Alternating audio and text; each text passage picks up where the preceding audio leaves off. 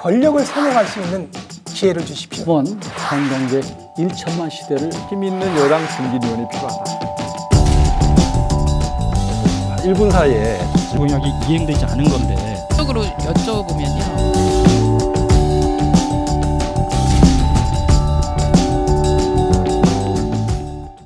남원의 크고 작은 시민단체들로 구성된 남원 작은변화 포럼에서는 코로나19로 인해 우리 지역 국회의원 후보들의 소신과 공약을 들어볼 기회가 부족하다고 생각되어 본 영상을 제작하게 되었습니다. 남원과 우리나라를 위해 어떤 분이 남원을 대표한 국회의원이 되었으면 하는지 여러분들의 현명한 판단을 기대합니다. 남원 작은변화 포럼에서는 사전에 정책과 비전에 대한 질문지를 드렸습니다. 남원시의 현황과 국정 전반에 관한 질문에 성실히 답변서를 보내주셔서 감사합니다. 오늘은 보내주신 답변서 중에 몇 가지를 선정해 패널로 참여하신 두 분이 묻고 후보자가 답하는 식으로 진행을 하겠습니다. 모두 발언 5분과 공통질문 7개, 개별 질문 3개를 포함해 질문당 4분 이내로 간결하게 답변해 주시면 감사하겠습니다. 네, 오늘 더불어민주당 이강래 후보님 나오셨습니다. 반갑습니다. 패널로 남원 작은변화 포럼에서 두 분이 참여하셨습니다. 첫 번째 순서로 이강래 후보님의 모두 발언을 듣겠습니다. 5분 이내로 비전과 소신을 위주로 발언해 주시면 감사하겠습니다. 반갑습니다. 더불어민주당 후보 이강래입니다. 저희는 지난 3월 5일 더불어민주당 경선 과정을 거쳤고 거기에서 제가 후보로 공식 선출됐습니다. 경선 이후에 다소 진통이 있어서 상대 후보가 재심을 신청하고 법원에 가처분 신청을 냈지만 모두 기각되었습니다. 이런 과정을 통해서 민주당의 경선이 원만하고 민주적으로 공정하게 진행됐다는 것들이 입증이 됐습니다. 저희는 이제 어제 우리 남원, 임실, 순창 모든 지역의 이 선출직들이 한 자리에 모여서 결의를 다졌습니다. 또 그리고 이제 저는 민주당의 공식 후보가 됨과 동시에 민주당의 지역위원장 역할도 공식으로 함께 하게 됐다는 말씀 올립니다. 그동안 우리 민주당 경선 과정을 지켜봐 주시고 많이 성원해 주신 남원 시민 여러분께 진심으로 감사드리겠습니다. 코로나19 사태 때문에 우리 시민 여러분 참으로 고생 많으십니다. 전 세계가 이 재난 때문에 어려움을 겪고 있고 모든 국민들 일상생활이 큰 어려움을 받고 있는 오늘의 현실입니다. 다행히 우리 남원 지역은 남원 시민 여러분들께서 많이 노력해 주신 덕택에 청정 지역을 유지하고 있어서 그나마 큰 다행이라는 생각 같습니다. 그리고 이제 지금 추이를 보면 큰 불길은 잡은 게 아닌가 생각 같습니다. 며칠째 확진자 숫자가 100명 이하로 떨어져서 추세를 보면 점진적으로 그야말로 감소 추세에 있구나라는 것을 우리가 확연하게 읽을 수 있습니다. 안전수칙을 철저하게 지키면서 조금만 더 노력하면 머지않아 이 사태 종결될 수 있다는 희망을 가져봅니다. 저는 제가 준비한 정책 과제와 비전 관련된 부분은 앞으로 이야기할 기회를 갖기 때문에 이 모두 발언에서는 이번 4.15 총선의 중요성에 대해서 몇 말씀 드릴까 합니다. 이번 4.15 총선 역대 어떤 선거보다 더 중요한 의미를 갖는다고 생각합니다. 무엇보다 첫째, 우리 지역 발전에 충대한 계기가 될 거라는 생각을 갖습니다. 누구를 선출하느냐에 따라서 우리 지역 발전이 달라질 것입니다. 국회의원은 시장과 함께 지역 발전의 중요한 두 축입니다. 누구를 선택하느냐에 따라서 그동안 우리 남원 지역 인구는 줄고 지역 경제는 쇠퇴하고 그리고 이제 이 현안 문제는 나날이 켜켜이 쌓여만 왔는데 누가 국회의원이 되느냐에 따라서 이 많이 앞으로 상황 달라질 것이다 라는 말씀 드리면서 저는 시장과 함께 일할 수 있는 이 국회의원 뽑는 게 옳다라는 생각 같습니다. 국회의원과 시장의 코드가 맞아야 그리고 이제 서로 정책인 입장에 맞아야 원활한 협력 관계 이루어진다는 점 아마 그동안 경험을 통해서 잘 알고 계실 것입니다. 이 점을 유념해서 선택해 주십사라는 말씀드립니다. 또 그리고 이제 우리 남원은 지역 경제가 여러 가지로 어렵고 재정적으로도 어렵기 때문에 중앙정부로부터 얼마나 많은 지원을 받냐에 따라서 지역 발전 속도가 달라진다는 점 잘 아실 것입니다. 이 점도 유념하셔서 선택해 주시면 감사하겠습니다. 그리고 이제 국회의원은 지역 발전의 역할뿐만 아니라 국회 내에서의 이제 활동을 하는 거기 때문에 당연히 21대 국회가 어떻게 구성되느냐에 따라서 문재인 대통령의 국정 운영 성패 여부도 여기에 달려 있다는 말씀드립니다. 다행히 민주당이 국회의 주도권을 장악한다면, 그래서 이제 과반수 이상의 의석을 확보해낸다면 문재인 대통령이 그동안 추진하지 못했던 정책 이 탄력을 받고 원활하게 국정 운영 가능하겠지만 혹여 지금 미래통합당이 국회의 주도권을 장악한다면 저 사람들 주장처럼 문재인 대통령 탄핵하겠다는 그런 수렁에 빠질 수 있다는 말씀드립니다. 네, 그리고 이제 세 번째로 중요한 의미를 갖는 것은 이번 총선 결과에 따라서 다음 대통령 선거에 향방이 좌우된다는 점 잘 아실 것입니다. 이 민주당이 승리한다면 바로 이제 이 다음 정권 재창출 가능하다는 점을 유념하셔서 민주당에게 많은 힘 넣어주십사라는 말씀드리면서 민주당 적극적인 지지 부탁드리겠습니다. 감사합니다. 네, 감사합니다. 지금부터 시민이 묻고 후보자가 답하다 국회의원 후보자 초청 토론회를 본격적으로 진행하겠습니다. 한 질문당 4분 이내로 좀 잘 지켜서 간결하게 질문해 주시고 좀 답변해 주시면 감사하겠습니다. 첫 번째 질문 시작해 보도록 하겠습니다. 네, 안녕하십니까. 3월 5일에 민주당 경선을 치르시고 또 4월 15일 총선 본선에 후보자로 당선되신 거에 대해서 축하드립니다.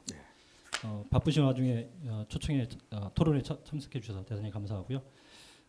김대중 정부 시절에 청와대 정무수석, 그다음에 민주당의 원내대표, 그다음에 문재인 정부의 첫 임명 공식 공기업의 사장, 그리고 3선 국회의원, 이런 화려한 이력만큼 다른 큰 일을 도모하실 수도 있으셨을 텐데 굳이 남원에서 또 21대 국회의원에 출마하셨어요.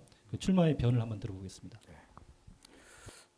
저는 지난 도로공사 사장으로 가면서 적절한 시점에 정부에 들어가서 문재인 대통령과 공직을 함께 마무리할 그런 결심이었습니다. 또 그리고 이제 일정 정도 이제 그런 공감대를 갖고 제가 도로공사 사장으로 갔었는데 지난 2018년 남원시장 선거 이후에 저에게 이제 다시 돌아와야 된다는 그런 요청들이 많았습니다. 시간이 가면서 이제 그런 요청들이 반복되고 이제 커지면서 저로서는 많은 고심을 하지 않을 수 없는 그런 상황에 놓이게 됐었습니다. 제가 이제 사실 도로공사 사장직을 중간에 그만두고 돌아와야 되는 상황이기 때문에 막 쉽게 결정할 수 있는 이제 그런 상황은 아니었습니다.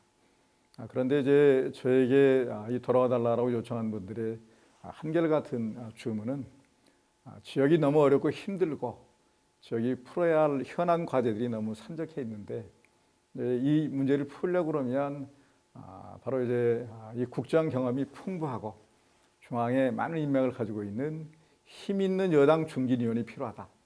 이런 요청들이 이제 많았습니다. 제가 이 요청을 받고 몇 달 동안 고심하고 또 그리고 이제 지역의 중요한 분들하고 다 일일이 상의를 해봤습니다. 그런데 한결같이 이제 그런 요청이어서 이제 제 입장에서는 어찌됐건 저를 아직도 필요로 하다라는 그런 말씀에 감사한 마음을 갖게 됐습니다. 또 그리고 이제 남원에 대해서는 제가 2000년 무소속으로 처음 출마할 때부터 내리 3번이나 이제 저한테 기회를 주셔서 무한 책임을 져야 된다라는 또 그런 의무감도 있고 지역이 어렵고 힘든데 이럴 때 제가 나서는 것도 지역에 대한 도리일 수 있겠다는 생각도 갖고 또 한편으로는 개인적으로는 제가 이제 공직을 마감하는 마당에 지역에 돌아가서 마지막 봉사하는 것도 그것도 이제 보람되고 명예로울 수 있겠다는 생각을 가져서 돌아올 결심을 하게 됐다는 말씀드립니다. 이제 저는 이런 결심 그때 돌아왔습니다만 혹여 많은 분들이 또 당선되면 중앙정치에 막 집중할 게 아니냐는 그런 우려들 하십니다만, 저는 오기 전부터 남원의 큰 현안들에 대해서 하나하나 샅샅이 검토하고 제가 돌아가면 뭘 어떻게 할 것인지 이런 이제 준비를 해가지고 돌아왔습니다. 이제 그리고 4년 동안 제가 중앙정치보다는 지역에 치중하면서 확실하게 지역 발전시킬 그런 각오나 결의, 준비를 해가지고 돌아왔다는 말씀드립니다. 지금 현재 출마의 변을 말씀해 주셔서 감사하고요. 충분히 이해를 할 수 있습니다. 그런데 말씀하신 부분 가운데 지역이 처한 어려운 상황들을 얘기하는 사람이 많고 2018년 남원 시장 선거 이후에 그렇게 얘기하는 사람들이 많았다고 그러는데 혹시 그 어려운 상황들을 뭐라고 얘기했는지 좀 말씀을 좀 전해줄 수 있으면 말씀해 주시죠. 앞으로 이제 차차 이야기가 될 것 같습니다만, 저는 2012년 4월달 낙선한 이후에 지역 활동은 거의 하지 않았습니다. 낙선한 이후에 4년 동안 서울대 교수로가 있었기 때문에 제가 사실 지역 현장은 가지고 있었지만 활동을 못했고, 2014년 지방선거를 치러지고는 거의 활동을 이제 중단하는 상태였었는데, 제가 비운 8년 기간 동안에 남원이 더 많은 발전과 크게 성장하기를 기대했지만 현실은 그렇지 못했던 것 같습니다. 지금 그때 현안으로 있었던 것들이 그대로 있고, 오히려 더 이제 현안 과제들만 더 늘어나서 풀어야 할 숙제들이 굉장히 많아서 이런 문제들을 제대로 풀어내지 못하면 이제 지역 발전 더 기대할 수 없겠구나라는 이제 그런 나름대로의 위기감 같은 것도 느끼기도 했었다는 말씀드립니다. 네. 차차 질문이 많으니까 질문 속에서 또 어떤 어려움이 있었는지 구체적으로 한 번 더 말씀해 주시면 좋을 것 같고요. 다음 질문 계속 넘어가 볼까요? 네. 남원에 대해서 후보자가 생각하시는 남원의 비전과 가장 시급한 문제는 무엇이고 후보자로서 어떤 역할을 하실 수 있으실지 한번 말씀해 주시면 감사하겠습니다. 지금 남원이 처해 있는 어려움이 뭐 한두 가지가 아니겠습니다만, 제가 와서 이제 젊은 분들에게 많이 물어봤는데 이구동성으로 인구 감소를 듭니다. 인구가 작년 연말에 등록된 인구가 81,441명입니다. 그리고 이제 2018년도에 약 1,100명 정도가 줄어들었습니다. 추세를 보니까 다소 완화된 측면은 있습니다. 그런데 이제 중요한 것은 금년에 8만 선을 유지하느냐, 8만 선 자체가 붕괴되느냐로 이제 그런 충대한 기로에 서 있다는 말씀드리고, 아마 8만 선이 붕괴가 되면 더 이 줄어드는 속도가 더 가속화될 게 아닌가 생각하고, 여기 질문지를 보니까 이 지방 소멸 문제까지 지금 고민하시고 염려하시는 이제 그런 상황입니다만, 참으로 심각하다는 생각을 갖습니다. 바로 이제 지역 경제를 활성화시키고 일자리를 늘려서 인구를 유입하려고 그러면 저는 큰 현안들을 풀어야 된다고 생각합니다. 그러니까 첫 번째, 지금 가장 중요한 시급하고 중요한 현안은 서남대 폐교된 이후에 공공의료대학원 설립 문제라는 거 아마 다 동의하실 것입니다. 또 그리고 이제 두 번째, 지리산 친환경 전기열차 부분도 아마 금년이 굉장히 중요한 의미를 갖는 그런 해입니다. 그리고 이제 세 번째, 종축장 부지, 운봉에 있는 종축장 부지 66만 평인데 이제 작년에 그곳에 있었던 가축 유전자원 연구센터가 함양으로 이전하게 돼서 그곳에 남원시가 주도가 해서 그곳을 새롭게 뭔가 다른 시설을 도입할 수 있는 좋은 기회를 가지고 있습니다.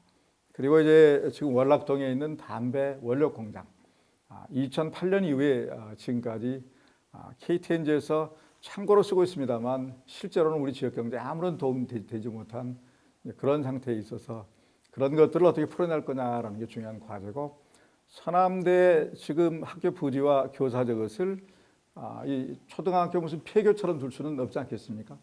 거기에 이제 어떤 시설을 가져와서 어떻게 활용할 거냐라는 게 중요한 과제고, 그리고 이제 3회 일반 산업단지 20만 이제 금년 6월이면 다 이제 조성이 끝난 돼 있습니다. 저기에 어떤 기업을 어떻게 유치하느냐에 따라서 지역 경제가 많이 달라진다는 말씀드리고, 이제 저는 이런 문제에 대해서 충분히 하나하나 검토를 했고, 이 문제의 실제 시행 주체는 시장입니다. 남원시와 협의를 해서 구체적인 계획들을 협의를 하고 있다는 말씀드리고 하나하나 중앙정부의 지원 없이는 불가능합니다. 제가 이제 이런 문제에 대해서 시장과 서로 긴밀하게 협의를 해서 중앙정부로부터의 지원을 확고하게 끌어내서 지금 뒤에 이야기하겠습니다만 공공의료에 대한 문제하고 지리산 전기열차 부분은 금년을 놓치면 기회 오지 않습니다. 그러니까 나머지 부분들은 하나하나 이제 이 로드맵을 만들면서 이 우선순위를 따져서 차근차근 풀어나갈 그런 생각을 가지고 있습니다. 네, 첫 질문부터 시간이 거의 다 돼갔는데 네, 또 추가로 추가 질문하겠습니다. 공공의료대학 유치하고 지리산 친환경 전기열차 도입 그리고 고죽동에 있는 담배원료 공장 활용 방안에 대해서는 이후에 질문이 있습니다. 근데 그 3회 일반 산업단지 유치에 대한 부분은 따로 말씀하실 부분이 없으셔서 거기에 어떤 기업을 유치할 거고 어떤 방향으로 이끌어 가실지 이제 그 보관이 있으시면 부분은 말씀해 주시기 바랍니다. 1차적인 책임의 주체는 남원시입니다. 남원시고 이제 남원시장도 지금 보니까 유치를 위해서 열심히 사람들 만나고 있고 그런데 시장 혼자 뛰어서 될 일은 아니라고 생각합니다. 여기는 이제 입장이 막 그렇게 좋은 것도 아니고 하는 거기 때문에 이제 국회의원이 합심해서 국회의원이 힘보태서 같이 뛰어야 된다라는 생각을 갖는데 저는 그동안 활동을 하면서 나름대로 이제 기업 유치하는 데 필요한 그런 인맥들을 가지고 있습니다. 제가 지금 현재 중소기업 중앙회 회장도 아주 가까운 사이고 또 이제 상공회의소나 경정회장도 잘 지내는 사이고 또 도로공사 사장을 하면서 제가 이제 기업을 직접 해봤기 때문에 관련된 기업도 있고 그래서 가장 중요한 게 일자리인 것 같습니다. 실질적으로 우리 지역에 도움을 줄 수 있는 그런 기업들을 가능하면 우리도 이제 좋은 조건을 만들어야 유치가 가능할 텐데 제가 당선되고 난 다음에 시장과 협심해서 같이 협력해서 꼭 해낼 생각을 가지고 있다는 말씀드립니다. 네. 앞에 하다 보니까 앞에 질문이 늘 길게 이렇게 답변되고 질문도 길게 되고 이렇게 하는 것 같습니다. 이렇게 하고 자연스럽게 또 질문들 이어가면서 또 겹치는 내용들을 조금씩 이렇게 간결하게 좀 답변해 주시면 감사하겠습니다. 다음 질문 부탁드리겠습니다. 네, 앞에서 살짝 인구 감소에 대한 부분 말씀해 주셨는데요. 네. 그 지방자치단체마다 저출산 고령화로 인한 지방 소멸 문제가 화두입니다. 남원시도 예외는 아니어서 남원시는 인구 소멸 위험 지역으로 30년 내에 소멸될 위기 도시로 지목되어 있습니다. 시로서는 보령시하고 남원시 딱 둘뿐이라고 하는데요. 이 시점에서 지역 의원으로서 어떤 일을 해야 한다고 생각하시며 어떻게 해결하실 계획이신지 말씀 부탁드립니다. 예, 이제 소멸 위험 지수라는 게 보니까 20에서 39세까지 가입 여성 인구 수를 65세 이상 노인 인구 수로 나눈 지표를 말하는 것이었는데 잘 아시는 것처럼 이 농촌 지역에는 노인들은 많고 그리고 이제 39세에서 20세까지의 가입 여성들은 적고 이제 저출산 고령화 문제가 사실은 이제 기본적으로 제일 커다란 원인이라는 생각을 갖습니다. 또 그리고 이제 요즘에는 결혼 자체를 기피하거나 또 이 결혼 연령 자체가 이제 뒤로 가다 보니까 여러 가지 어려움이 많은 것 같습니다. 인구 변동과 관련해서 뭐 잘 아시겠습니다만 인구 증가 요인으로는 이 출생이고 또 하나는 이제 전입 아니겠습니까? 바로 인구 감소 요인으로는 사망이고 전출인데 이제 출생보다는 사망이 훨씬 많은 게 현실이고 지금 군 단위는 뭐 더 그럴 판 아닙니까? 젊은 사람들이 거의 없다 보니까 이제 사실 노인들만 알고 하시다 보니까 아무래도 이제 낮을 수밖에 없는 그런 현상이고 그리고 이제 지금 전입보다는 전출이 더 많은 것이죠. 그리고 이제 전입의 전출 요인들을 따져보면 제일 큰 거는 하나는 교육이고 교육 때문에 나은 경우가 많고 또 다른 하나는 일자리죠. 일자리 찾아서 나가는 경우가 굉장히 많아서 이제 한 번 나가면 돌아오지 않는 게 이제 사실은 커다란 문제여서 1차적으로는 어찌됐건 이제 출생해서 여기서 편하게 살 수 있는 교육 시스템, 교육 여건, 이 보육 조건 이런 것들을 이제 많이 만들어내고 또 그리고 이제 일자리 많이 만들어내는 게 굉장히 중요한 요인이다 생각 같습니다. 또 그리고 이제 결국 요즘에는 농촌 자체의 급격한 변동 때문에 경우에 따라서는 뭐 마을 전체가 비어버릴 수도 있다는 생각도 갖고 이제 결과적으로 마을에 빈집들이 많아져서 막 이제 어떻게 할 건가라는 것들이 이 고민이어서 이제 사회학적으로는 아마 여기에 관한 연락한지 사회 혁신 파크도 그렇고 여러 가지 아마 개념들이 도입되는 것 같습니다. 이제 그런 것들은 이제 차치하고라도 우리 지역에서는 가장 중요한 게 지역 경제를 활성화시키고 그리고 이곳에서 태어나서 고등학교까지는 정말 여기에 다녀도 이 정상적인 교육, 나가서 교육받는 것보다 훨씬 나을 수 있다라고 하고 그리고 이제 아까 제가 몇 가지 과제들 이야기를 했습니다만 그런 과제들을 풀어서 일자리를 만들어내고 또 이제 관광을 통해 가지고 많은 사람들 또 이제 끌어들이게 되면 경제가 활성화되면 훨씬 완화될 게 아닌가 생각을 했습니다. 추가 질문 없으시면 모범 답안을 이야기했나요?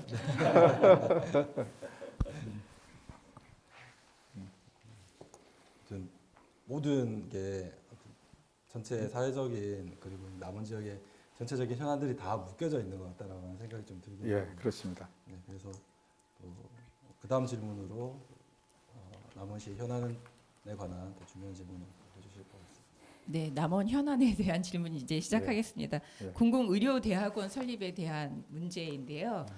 공공의료대학원 설립이 여러 가지 이유로 지금 어려움에 처해 있고 20대 국회에서는 자동 폐기될 위험의 상황처럼 보이고 21대 국회에서는 그럼 다시 절차를 밟아야 하는 상황처럼 보입니다. 이런 상황에서 후보자는 남원의 공공의료대학원을 설립하기 위한 어떤 전략을 갖고 계시고 어떤 경로로 진행하실지 듣고 싶습니다. 얼마 전에 이제 모 언론사에서 우리 지역에 가장 시급한 이 현안이 뭐냐라고 얘기를 했더니 압도적으로 공공의료대학원이었습니다. 그런데 이제 잘 아시는 것처럼 지금 2022년 3월달 개교를 지금 목표로 추진하고 있는데 이제 설립법 자체가 지금 표류하는 이제 그런 상황이어서 참으로 어려운 상태에 있는데 우리 이용호 의원께서는 5월 국회에도 한 번 더 기회가 있다는 말씀을 하시는 것을 들었습니다만 저는 어렵다고 생각합니다. 그러니까 현실적으로 20대 국회는 아마 장 자체가 열리기 어렵다 생각을 하고 이제 그러면 20대 국회에 처리하지 못한 법안들은 자동 폐기됩니다. 이제 그러면 21대 가서 이제 차로 발의를 해야 되는데 제가 볼 때 아마 금년을 넘기면 동력이 많이 약화돼서 굉장히 어려워질 수 있는 이제 그런 상황이다라는 말씀드리고 이걸 연내에 꼭 처리를 해야 된다라는 말씀드립니다. 제가 보니까 나름대로 쭉 이야기를 들어보고 분석을 해봤는데 문제는 세 가지입니다. 첫 번째는 의사협회의 반발입니다. 그리고 이제 야당의 반발입니다. 그리고 세 번째 여당의 소극적인 태도입니다. 문제 출발은 이 의사단체들의 반발입니다. 의사단체들이 반대하는 이유를 들어봤더니 서남대 의과대학 정원 49명이 문제가 아니라 이걸 빌미로 해서 결국은 이 의과대학 정원을 결국은 늘릴 게 아니냐라는 그런 의구심이 숨어 있는 것 같습니다. 근데 그 부분은 국회의원들이 아무리 뭐라고 설명한다고 해도 들리는 문제가 아닙니다. 제가 볼 때 이제 이 부분은 정부가 누가 확실하게 개런티를 해줘야 됩니다. 제가 볼 때 아마 이 부분은 청와대에 나서서 이야기를 해줘야 의사단체하고 뭔가 물밑 대화를 통해서 확실하게 이제 그분들의 의구심을 불식시켜줘야 문제 풀릴 수 있다는 생각 같고 그리고 의사단체가 일단 어느 정도 진정이 되면 야당은 지금 뒤에 의사협회하고 결국은 같이 연계되어 있는 거기 때문에 설득하기가 훨씬 쉽다는 생각을 갖습니다. 또 그리고 이제 여당 내에서도 잘 아시는 것처럼 막 지난번에 서남대 의대 이제 폐교된다라고 하니까 그 의과대학 정원을 서로 하자려고 쟁탈전이 벌어져서 지금 여야를 떠나서 지역별로 막 서로 가져가기 위한 지금 이제 그런 움직임들이 돼 있는 거 아니겠습니까? 이제 그런 거기 때문에 여당 내에서도 이제 그동안 속적인 태도를 취해왔는데 대단히 송구스럽습니다만 이 문제는 선수 교체 없이는 전 어렵다라는 생각을 갖습니다. 우리 이용호 의원께서 그동안 애를 참 많이 쓰셨는데 무소속 초선 의원이 이걸 해결할 수 있는 그런 이 문제는 아니다라는 생각을 갖고, 그리고 안타깝지만 이용호 의원이 국토교통위원회에 있으면서 저는 보건복지위원회에 갔어야 된다고 생각합니다. 그리고도 이제 그래도 벅찼을 거라는 생각했는데, 제가 가면 다 제압할 수 있는, 해결할 수 있는 그런 계획 가지고 있다는 말씀드립니다. 제가 가면 확실하게 연내 해결할 수 있습니다.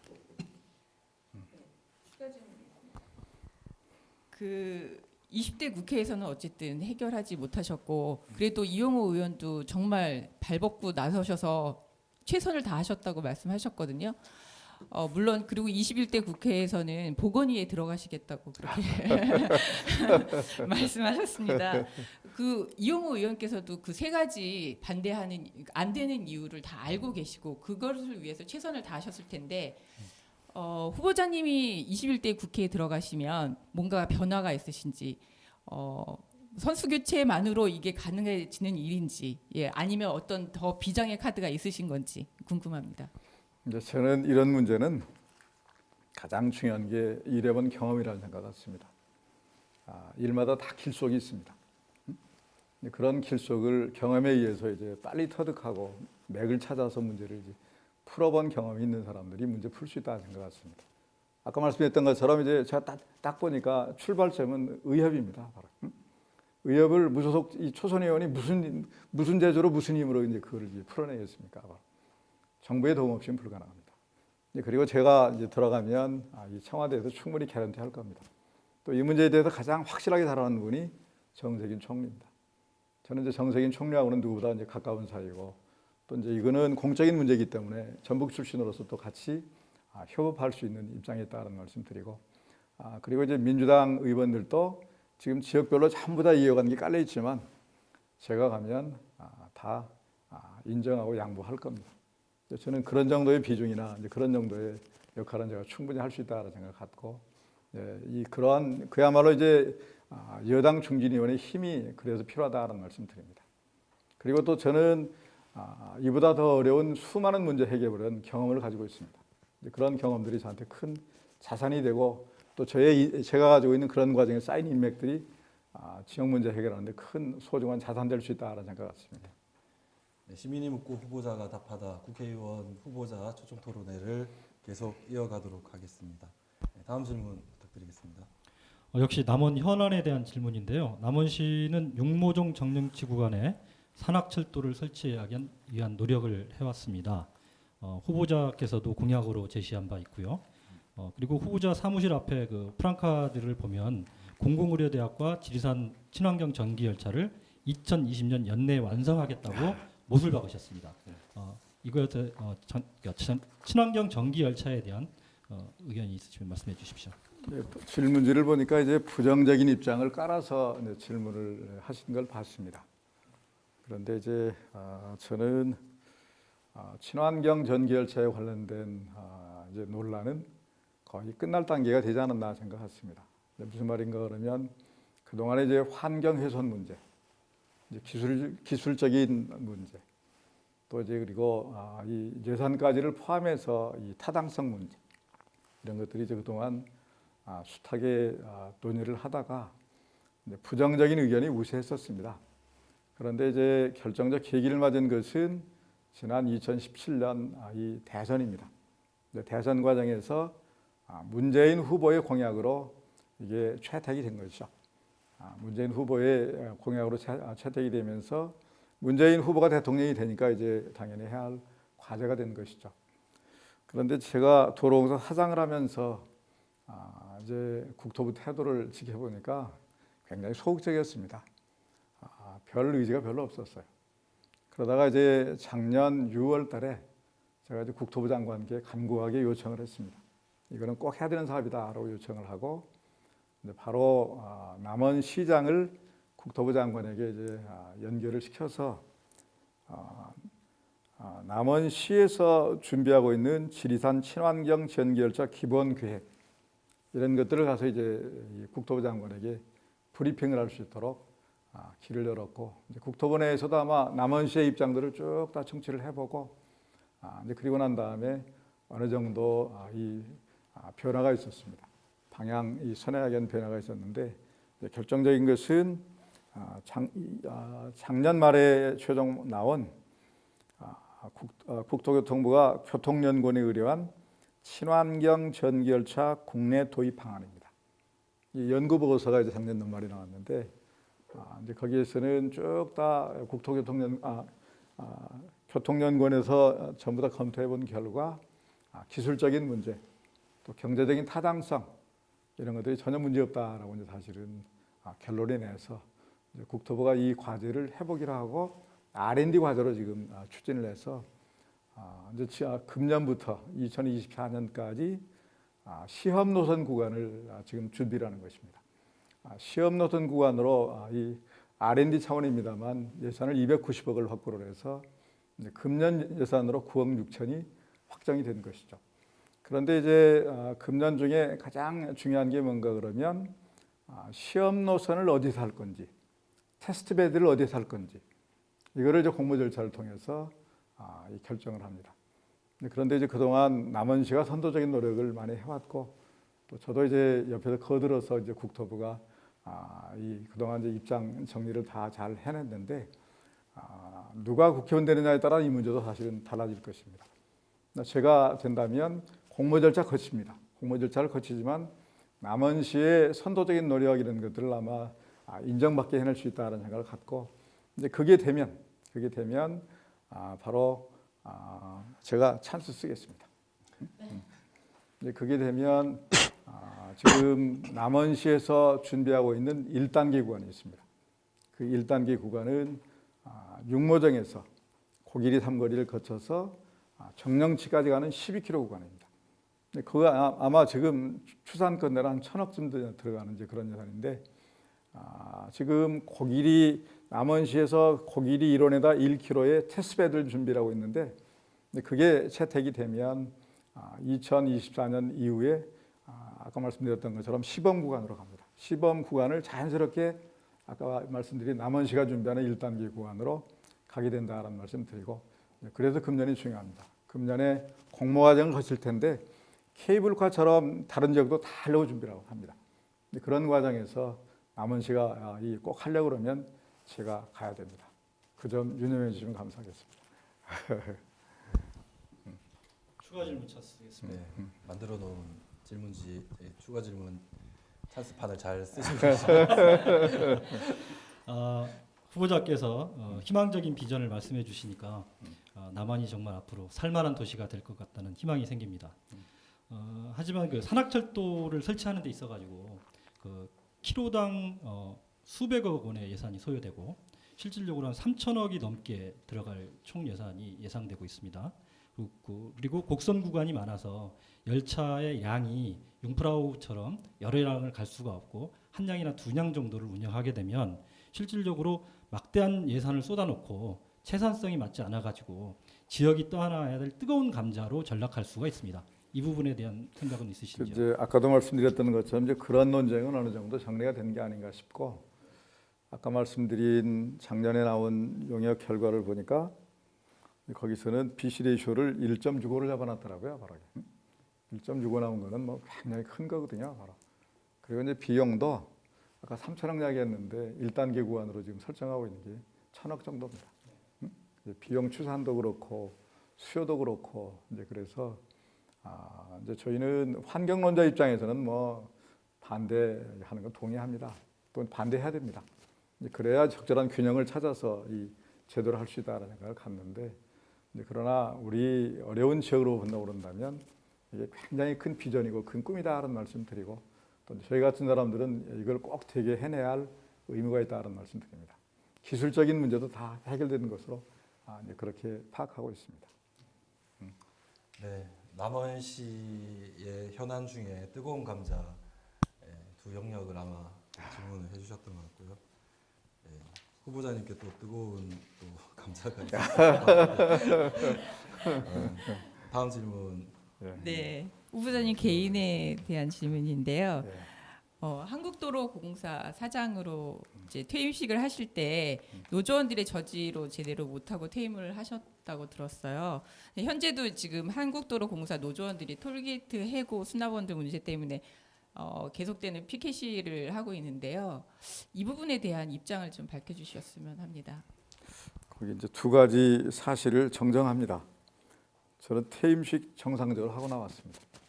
잘못 뉴스 보도 그때 잘못 나갔다는 말씀드리겠고요. 그때 이제 시간을 10시로 하기로 했던 걸 11시에 했습니다.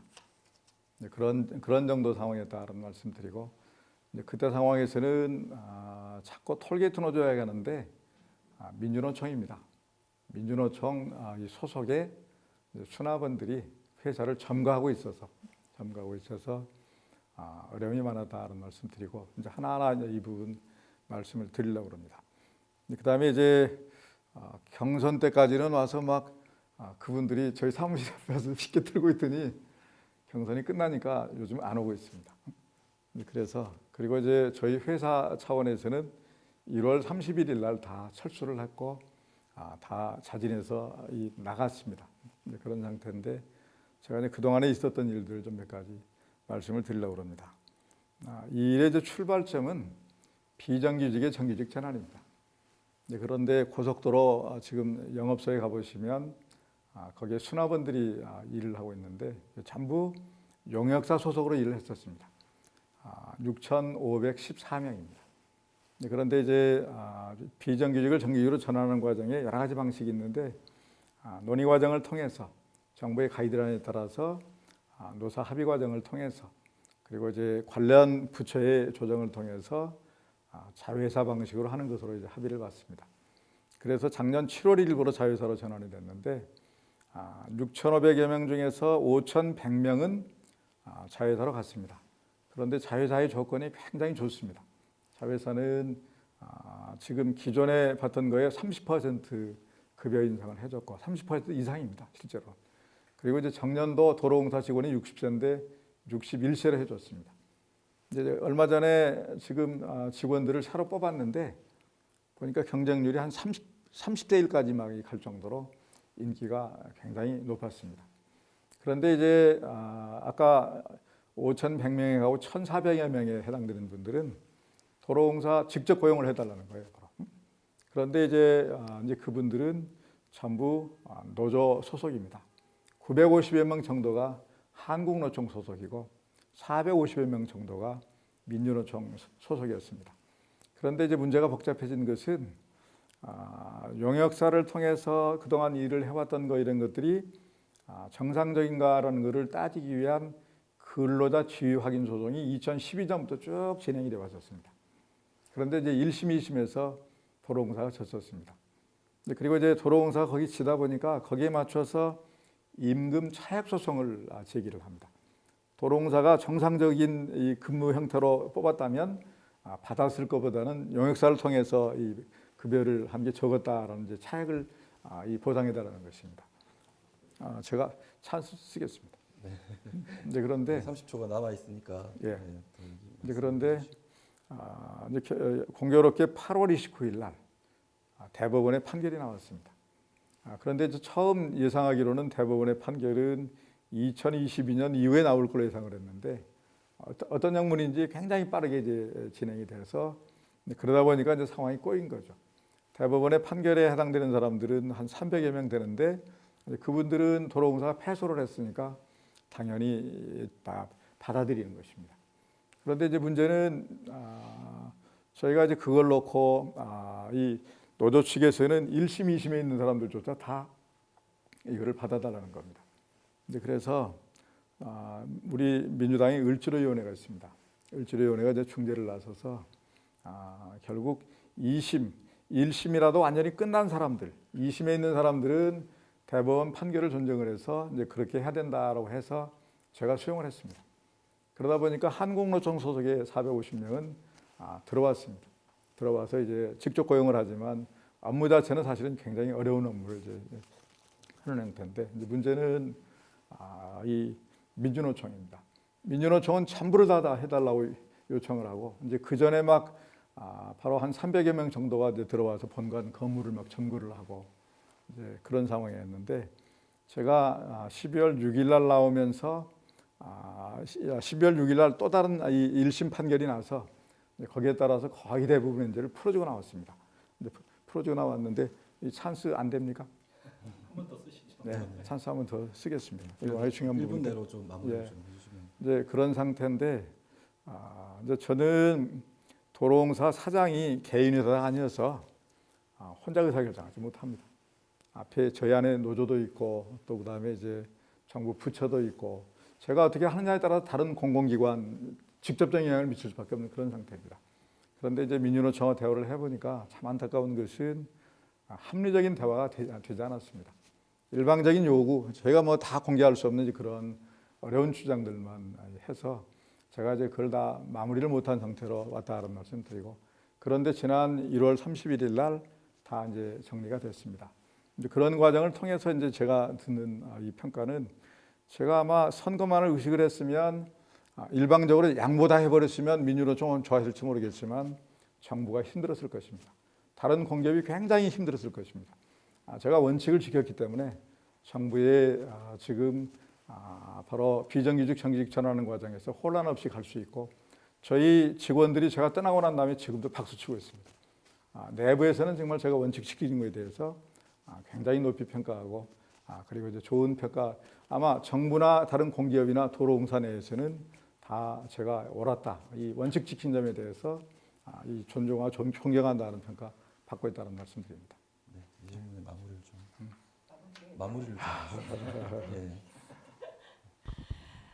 네, 말씀 잘 들었습니다. 저희가 몰랐던 얘기들도 많이 듣게 돼서 질문이 더 있었지만 네, 어쨌든 사선 국회의원이 되시면 저희가 보기에는 원칙과 소신을 잘 지키셨는데 그것도 중요하지만 지역민의 마음 하나하나를 좀 품어주시는 그런 국회의원이 되셨으면 좋겠다는 당부 말씀드립니다. 네, 꼭 감사합니다. 그렇게 하겠습니다. 시민이 묻고 후보자가 답하다 국회의원 후보자 초청 토론회를 계속 이어가고 있습니다. 뜨거운 감자를 조금 넘어서서 그래요? 예, 우리 좀 사회 일반적인 부분에 관한 또 의원님의 소신과 공약이 어떤 건지에 대해서 또 묻고 답하는 토론회를 이어가도록 하겠습니다. 네, 질문 부탁드리겠습니다. 한 곱이 넘긴 것 같습니다. 토론회에서. 그래요? 네. 교육 관련 질문을 드리겠습니다. 예. 교육 분야를 3개 분으로 나눴습니다. 첫 번째 질문을 드리겠습니다. 각 질문마다 1분씩 짧지만 밀도 있게 답변해 주시면 감사하겠습니다. 첫 번째 질문입니다. 현 정부의 정시 확대 정책이 지역 출신 학생들의 대학 진학에는 부정적인 결과를 초래할 수 있다는 우려가 있습니다. 이 문제에 관한 견해를 밝혀주시기 바랍니다. 예, 저도 이제 이 부분에 관해서는 지난번에 우리 선생님들 모임에서 한번 가서 이야기를 들을 기회가 있었습니다. 특히 대통령께서 직접 강조하시는 이제 정시 확대 정책이 이제 지방에는 맞지 않다, 지역 실정에 부합되지 않는다라는 이제 그런 말씀에 전적으로 공감합니다. 저는 민주당 이 소속의 이 당원이고 이 국회의원이 제가 당선된다면 국회의원이지만 1차적으로는 지역을 대변하는 게 맞다는 생각 같습니다. 어찌됐건 우리 지역에 어려움 오지 않도록 예외를 두거나 아니면 뭔가 이게 이 균형을 꾀해서 꼭 불이익을 받지 않도록 제가 잘 디펜스하겠다는 말씀드립니다. 두 번째 질문입니다. 어린이 청소년 친화적인 안전한 교육 환경 조성, 청소년 자치 공간의 설립과 안정적 운영 등 전반적인 교육 환경 개선에 대한 견해가 있으신지 궁금합니다. 이 부분을 제가 오늘 아침에 학부모에 속한 분들한테 잠깐 여쭤봤더니 4가지를 저한테 답을 주시더라고요. 바로 하나는 학교 공간을 혁신을 해서 학교 내에서 이 뭔가 좀 시설 변화나 공간 배치 변화 이런 것들이 필요하다는 말씀을 하시는데 그런 부분들은 저희가 지원을 통해서 해볼 수 있는 게 아닌가 생각했습니다. 그다음에 이제 두 번째는 돌봄 서비스의 변화가 있어야 된다라는 얘기를 하면서 현재 학교를 통해서 하는 부분하고 지역 아동센터를 통해서 하는 부분을 하나로 묶어서 이게 이제 지방자치 차원에서 운영하고 지원하는 형식으로 하는 게 어떠냐라는 얘기를 하는데 이제 그렇게 하려고 그러면 사실은 지방자치단체 부담이 많이 커지겠죠. 그러나 외국의 사례를 이야기를 하면서 이제 그런 경우를 봤습니다만 어찌됐건 장기적으로는 그렇게 가는 게 어떤가 생각을 갖고 그다음에 이제 학교 주변의 안전 시설입니다. 옐로우 블럭 이런 것들을 많이 강조를 하시던데 여러 가지 이제 이 보도 블럭 이런 것들을 통해서 시인성을 강화해서 안전성 확보하는 거 이런 것들이 중요할 것 같고, 그다음에 이제 시내 버스를 등하교 시간에 좀 집중 배치를 해서 등하교 시간에 학생들의 불편이 좀 없었으면 좋겠다라는 그런 요청을 다 들은 적이 있는데, 제가 당선되면 이런 부분들은 바로 검토해 보겠다 생각했습니다. 네, 세 번째 질문입니다. 네. 영유아 관련 질문입니다. 지금 남원시는 영유아 24시간 응급 의료 체제 구축이 시급합니다. 또한 출산 환경 개선을 위한 공공산후조리원을 설립해서 실질적으로 운영하기 위한 예산 확보가 필요하다고 생각합니다. 이 문제에 대해서 후보자는 어떻게 생각하시는지요? 지금 공공산후조리원 부분에 대해서 이제 저도 이야기를 많이 들었습니다. 지금 얼마나 열악하고 어려운 형편에 있는가라는 것도 잘 알고 있고, 또 그다음에 이제 남원의료원에다 이거를 해야 되는 게 아니냐라는 이제 그런 논란이 있는 것도 잘 알고 있고, 그런데 제가 이제 의료원 측 얘기를 들어보니까 아마 홍성에서, 충청남도 홍성에서 여기다가 이제 병원 내에다가 산후조리원을 하려고 했다가 감염 문제가 발생한 것 같습니다. 감염 문제가 발생을 해서 어렵게 됐다라는 얘기를 들었는데, 이제 그러면서 아마 대안으로 생각하는 게 본동 건물에서 상당히 이격해서 거리를 두고 이제 독립된 건물로 설치를 하면 가능하다는 얘기를 들었습니다. 이제 비용이 아마 한 50억 정도 필요하다고 하는데 제가 되면 꼭 그렇게 하겠습니다. 이제 그리고 거기에 만약에 지금 산부인과 선생님을 한 분 더 추가를 하면 남원의료원에 한 분 계셔서 두 분이면 응급 의료 체계 이런 것들도 충분히 가능하다는 얘기를 들었습니다. 꼭 그렇게 제가 지원할 생각입니다. 네, 시민의혹구 후보자가 답하다 계속 이어가도록 하겠습니다. 네, 다음 질문.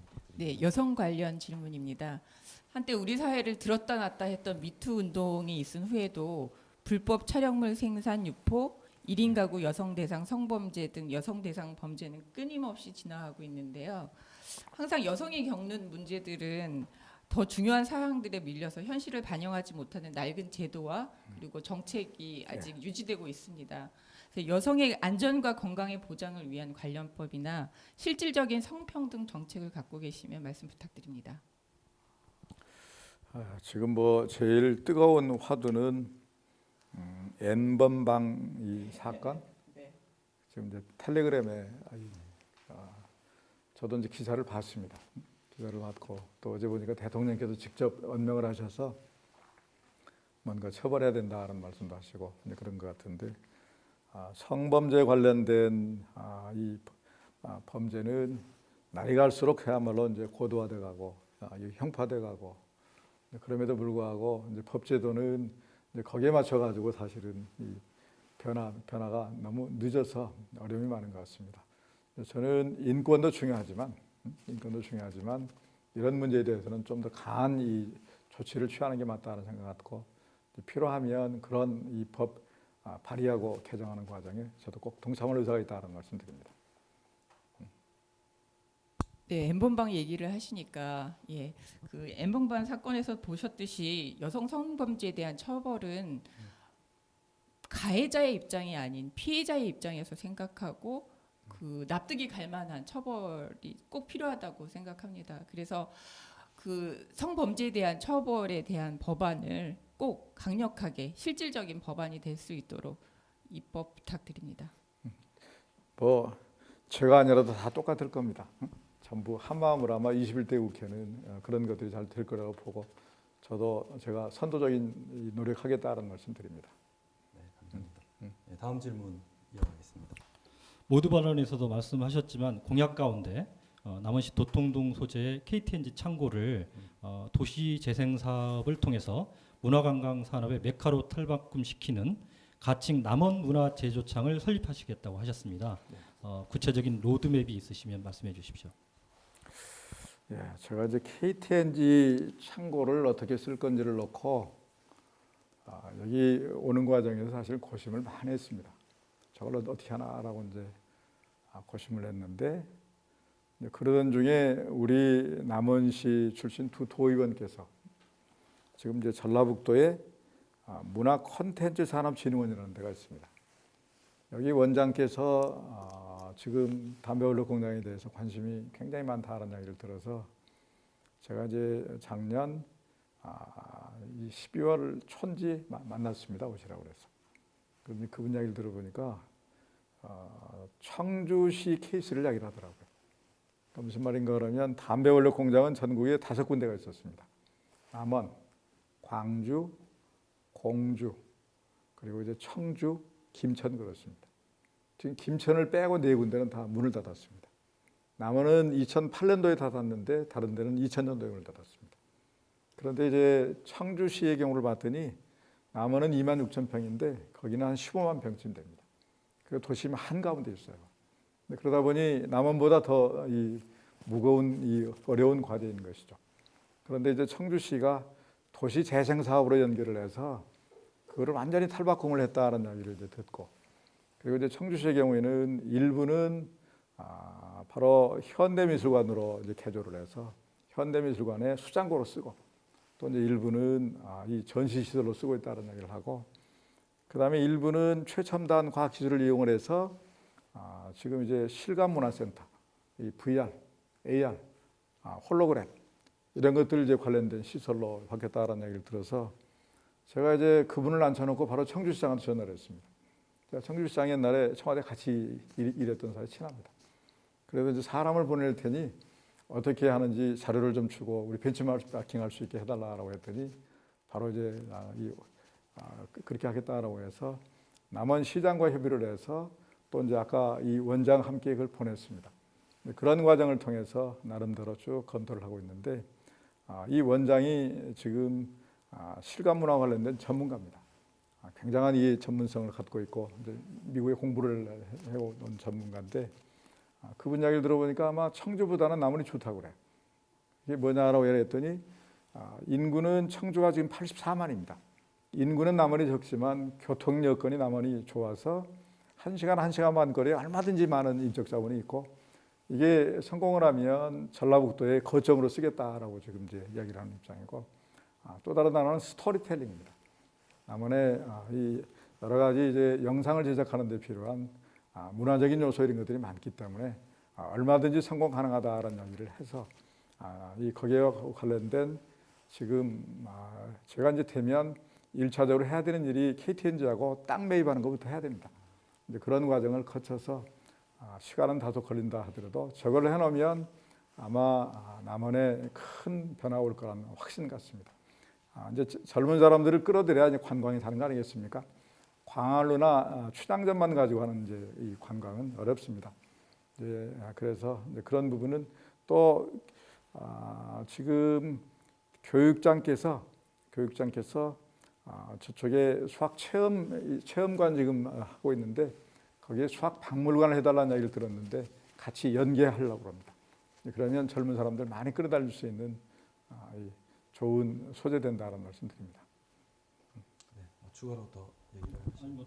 추가로 질문 사항은 아니고 사실 이 KTN 창고가 2008년도 5월에 폐쇄가 됐기 때문에 당시에 현역 의원이셨습니다. 그래서 이 사업을 더 이어받으셔가지고 남원의 문화 창달과 또 전체적으로 이끌어 나가는데 먹고 사는 먹거리를 재생산하는데 큰 도움이 될 수 있도록 의원님께서 힘써 주시기 바라겠습니다. 꼭 그렇게 하겠습니다.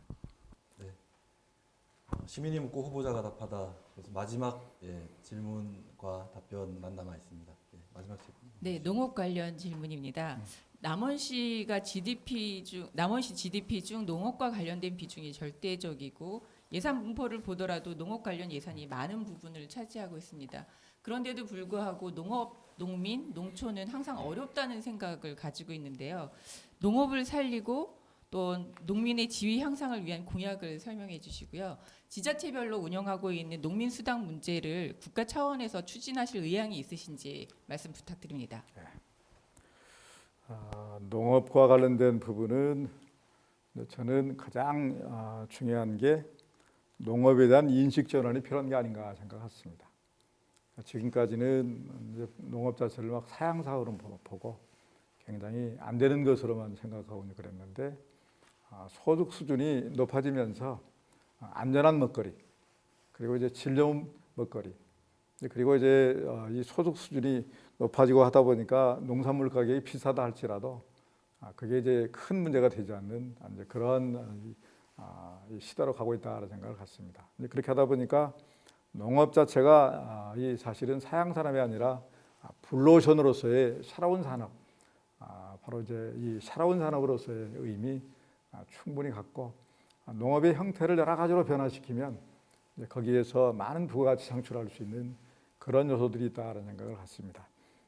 이제 그리고 이제 요즘에 보니까 뭐 기업농은 아니라 할지라도 억대 소득을 올리는 분들이 굉장히 많더라고요. 젊은 분들이 얼마든지 과감하게 뛰어들어서 해볼 수 있는 이제 그런 영역이 됐다는 말씀 드리면서 이제 그런 차원에서 우리 시의 농업 정책도 이제 거기에 맞춰 가는 게 옳다는 생각 갖고 제가 이제 당선이 되면 그렇게 할 수 있도록 뒷받침하겠다는 생각을 갖습니다. 네.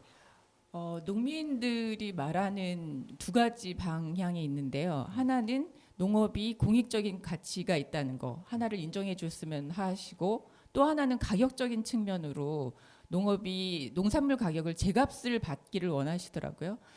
그 농민수당은 의원님들 이제 또 다들 후보자님들 다 오케이를 하신 부분으로 알고 있는데, 비해서 제값을 받을 수 있는 어떤 정책이나 이런 거가 있으신지 좀 궁금합니다.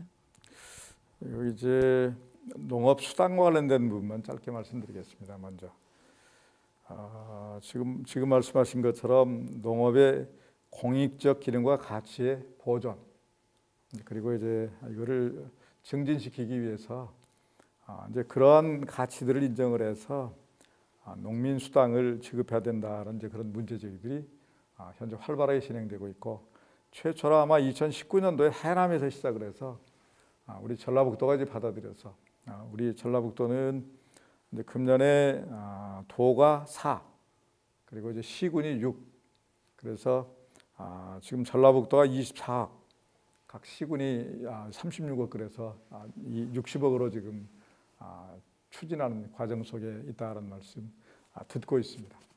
그런데 이제 이 부분은 지금 아마 말씀하신 분하고 일정 정도 연계되는 것 같습니다만, 정부도 직불제도 자체를 지금 변환을 해서 직불을 지금 공익형 직불금 제도로 바뀌어서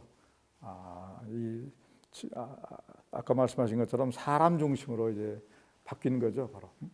이제 그렇게 되면 서로 중복된 여지도 있을 수 있다는 차원에서 아마 이 농림부하고 지자체하고 서로 협의 과정을 거쳐서 결국은 국가 과제로 국가에서 하는 걸로 이게 수렴해야 되는 게 아닌가 생각을 갖습니다. 마지막으로 뭐 또 할 말 있으신 것 같은데. 네, 여기까지 질문을 마쳤는데요. 번외 질문이 하나씩 드렸습니다. 후보자님들께. 저희 번외 질문은 2분 동안 답변해 주시면 됩니다. 네. 기본 소득에 대한 후보자님의 의견을 좀 듣고 싶습니다. 기본 소득에 대해서는 요즘에 지금 막 활발하게 논의 전개도 있고 하는데, 제가 이제 사실 선거에 바빠가지고 다 챙겨보지는 못합니다. 챙겨보지 못하고 지금 막 코로나 사태 때문에 이제 어려움 겪다 보니까 자치단체별로도 이제 논쟁을 벌이고, 또 이제 선도적으로 이런 부분을 지금 치고 나가서 이제 하는 데도 있고, 아무래도 상황이 어렵고 하는 데는 더 이제 필요성이 크겠죠. 여건이 좋은 데는 이제 거기에 비해서 좀 참작하고 하는데, 저는 기본적으로는 동의하는 입장입니다. 기본적으로는 있어야 된다라는 생각을 갖는데, 문제는 재원이겠죠. 재원이지만 저는 기본적으로는 뭔가 이게 이 어려운 이 소득 계층에 있는 분들에 대해서는 사회복지제도의 일환으로서 이제 그런 기본 소득제도 이런 것도 충분히 해야 된다는 생각을 갖고 있습니다. 네, 시민이 묻고 후보자가 답하다. 이제 후보님께서 마지막으로 남은 시민들께 또 한 말씀 하면서 마무리를 해보도록 하겠습니다. 제가 지금 준비한 것들 다 말씀을 못 드렸어요. 마무리 발언으로 짧게. 제가 이제 굉장히 지금 관심을 갖고 추진하려고 하는 게 종축장 부지입니다. 운동에 66만 평의 종축장 부지에 뭘 할 거냐라고 하는데, 남원시가 저한테 제안한 게 두 가지였습니다. 하나는 한국마사회와 연계한 레츠런 파크고, 또 다른 하나는 이제 국립치유농업원입니다. 둘을 묶어서 할 수도 있습니다. 제가 이제 이야기를 듣고 쭉 검토를 해서 마사회 회장이 아주 가까운 사이입니다. 마사회 회장한테 이제 쭉 전화를 했더니 마사회에서 관심을 갖고 있습니다. 그런데 이제 레츠런 파크라고 하는데 말 관련된 종합 레저타운입니다. 이제 거기는 지형적으로나 지리적으로 그런 것들을 할 만한 아주 좋은 조건을 가지고 있고, 잘 아시는 것처럼 경마축산고등학교 있지 않습니까? 충분한 인재도 거의 공급할 수 있고, 장수가 지금 종마 산업을 하고 있습니다. 같이 묶어서 하면 굉장한 시너지를 낼 수 있고 하기 때문에 그거를 꼭 해보고 싶다라는 생각을 갖고 있고, 그 다음에 이제 국립치유농업원은 선진국의 농업 패턴이 지금은 이제 관광형 농업에서 처음형 농업에서 이게 바로 치유 농업으로 지금 변환하는 과정이라고 합니다. 우리 남원시가 치유 농업을 선점하기 위해서는 아까 이 너무나 좋은 조건 아닙니까? 해발 고도가 이제 한 500m 되는 아주 좋은 조건이 하는 거기 때문에 여기 치유 농업은 농업과 힐링 개념, 치유 개념 이런 것들 하나로 묶은 것입니다. 반려동물을 같이 와서 치유하기도 하고 그래서 아까 말씀드린 레츠런 파크하고 아마 결합을 하면 굉장히 좋은 그러한 새로운 그야말로 성장 동력으로 발전할 수 있는 계기가 된다는 생각을 갖고, 이 부분도 제가 차근차근 남원시하고 협의를 하고 또 이제 마사회나 농림부하고 협의를 해서 꼭 실현시키고 싶다는 생각을 가지고 있습니다. 마무리에 가름해서 제가 이거 꼭 하고 싶다는 말씀으로 끝마치겠습니다. 네, 감사합니다. 코로나19로 인해서 많은 시민들이 어려움을 겪고 있습니다. 21대 국회가 이 어려운 시기를 잘 극복하고 모든 시민들에게 새로운 희망을 안겨줄 수 있는 정치를 꼭 해주시기를 부탁드리겠습니다. 네, 오늘 참여해 주셔서 감사합니다. 감사합니다. 감사합니다. 수고하셨습니다.